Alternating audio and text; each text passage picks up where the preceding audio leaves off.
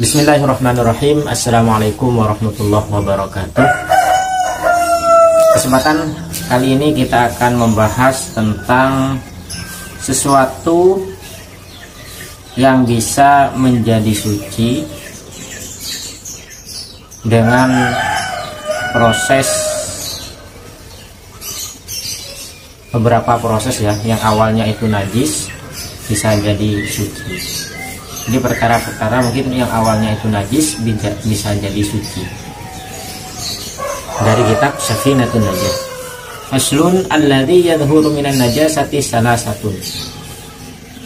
Al-khamru idza takhallalat bi nafsiha wal jildul maitati idza dubiwa wa ma sara hayawanan. Faslun, fasal ini menjelaskan alladzi yadhuru minan najasah, perkara-perkara yang bisa suci minan najasati, dari perkara-perkara najis. Salah satu itu ada 3.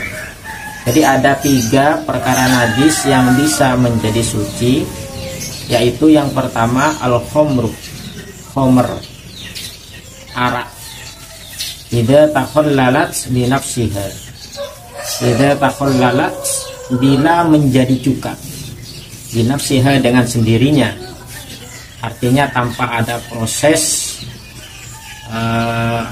proses dari luar, proses pembuatan, proses manusia, tapi dia berubah sendiri ya, mungkin karena ditaruh lama akhirnya dia berubah menjadi cuka.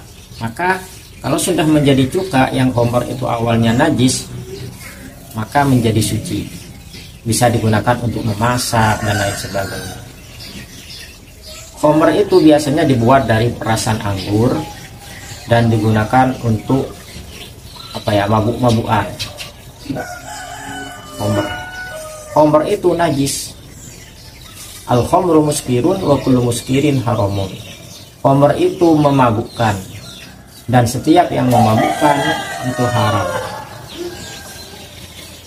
Nah, khamr ini najis. Ini bisa jadi suci kalau khamr ini dengan sendirinya berubah menjadi cuka, maka dia suci. Itu yang pertama. Yang kedua adalah wal jildul maitati idza dubiwa. Wal jildul maitati, yang kedua adalah kulitnya bangkai. Ingat di sini kulitnya bangkai.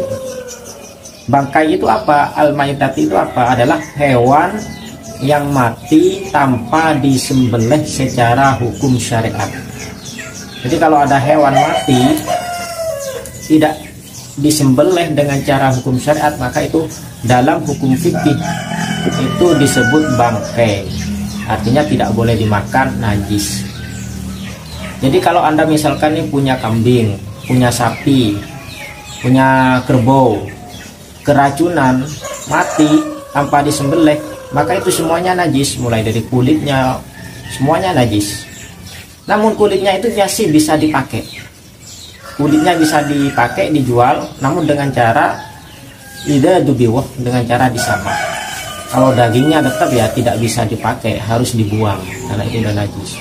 Jadi kalau ada kambing mati, ada pokoknya yang punya kulit lah, semua ya yang punya kulit, baik itu hewan-hewan yang lain juga, itu kulitnya bisa diambil dan bisa jadi suci dengan cara disamak. Kulit ular, kulit apa itu dengan cara disamak bisa menjadi suci. Misalkan ada ular mati, diambil kulitnya, ada dan lain sebagainya lah. Pokoknya kulit di sini ya, kulitnya bangkai, hewan yang mati tidak disembelih secara hukum syariat. Cara menyamak itu ya ada beberapa, harus diantaranya ya daging-daging yang bisa membusukkan itu dibuang, darah-darahnya itu dihilangkan. Kalau dalam kitab-kitab fikih itu biasanya diberi zat kapur, kemudian digosok, intinya dibersihkan lah, dibersihkan. Kalau mungkin sekarang bisa deterjen sampai bersih, kemudian setelah bersih dijemur kering, udah suci. Jadi kulitnya bisa digunakan untuk buat buat rebana, bisa digunakan dan lain sebagainya. Terus yang ketiga adalah wa ma soroh hayawanan. adalah sesuatu sorok yang menjadi hayawanan hewan. Nah, sekarang kembali ke yang tadi contoh, ada misalkan hewan mati tanpa disembelih secara hukum syariat, atau mungkin ada tikus mati di loteng kita, kan nggak ada tikus yang nyembelih secara syariat, apalagi tikus kan nggak boleh, itu termasuk hewan yang tidak boleh dimakan, haram, meskipun disembelih pun tetap haram. Misalnya ada tikus mati di loteng, kemudian setelah lama nggak ketemu, ada ulatnya, keluar ulat, dan ulat itu jatuh ke lantai kita, maka itu ulatnya itu suci. Ulatnya itu suci, asal ya ulatnya itu tidak membawa najis dari bangkainya, ulatnya itu sendiri adalah suci.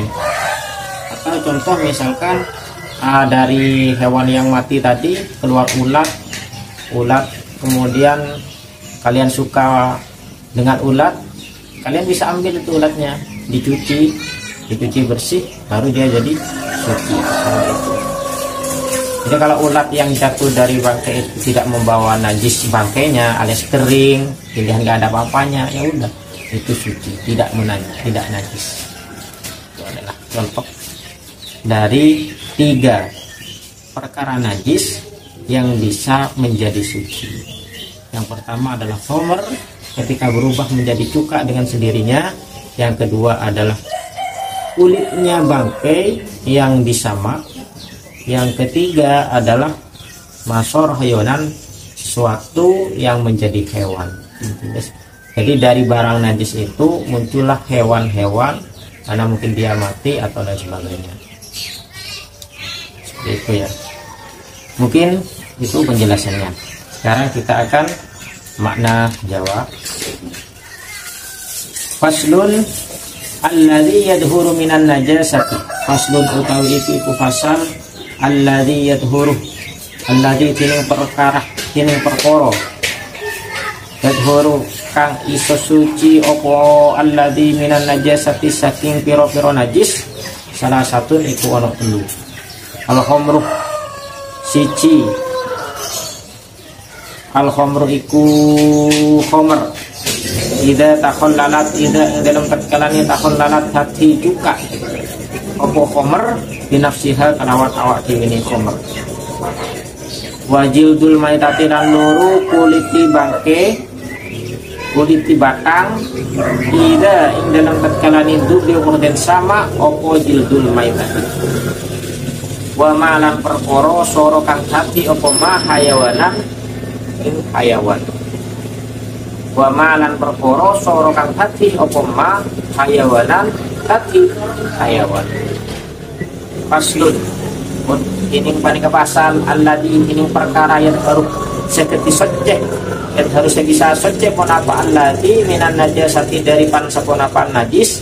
Salah satu panika telo al-khamru engki panika arak homer ida tahun lalat nalaikana keti cokah punapa homer binafsiha kelaban awak kalaban hibitnah homer.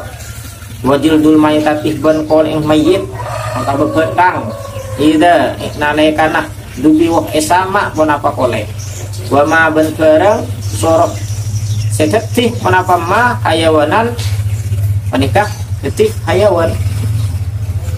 Demikian penjelasan tentang bab sesuatu atau 3 hal, 3 perkara yang bisa menjadi suci dari perkara najis. Mudah-mudahan bermanfaat. Jika ada keterangan yang benar, Allah. Kalau ada yang salah, nafsi. Wallahu a'lam bishawab. Wassalamualaikum warahmatullahi wabarakatuh.